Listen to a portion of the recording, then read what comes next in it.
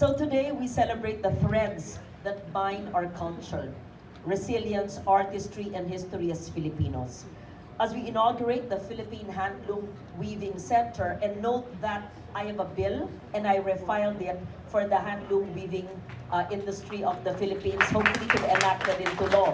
So it is institutionalized way beyond my term as senator and Julius's term as head of PTRI, yes. So we will, okay, we are going, it says here, in this third round of filing a 20th Congress, it's an act providing for the development and protection of the Philippine handloom weaving industry. It was filed in the 19th Congress. It was not given special treatment or priority because not everyone really understands. Not everyone supports or recognizes.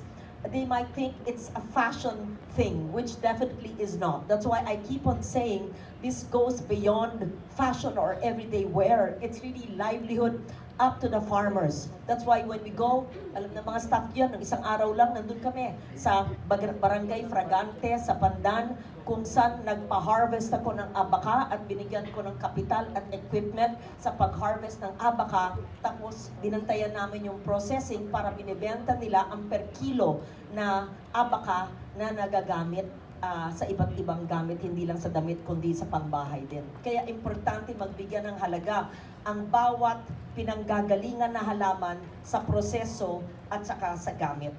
Anyway, so we are not only breathing life into our weaving industry, we also continue to provide a lifeline to our weavers and our farmers. Bibigyan natin ng pag-asa ang mga komunidad na walang pagod na nagtataguyod sa ating kultura, ang mga kamay na patuloy na humahabi hindi lamang ng tela, kundi ng mga kwento ng ating nakaraan. Nagsisilbing pag-asa para sa kinabukasan at nagiging daan para sa mas maayos na kabuhayan.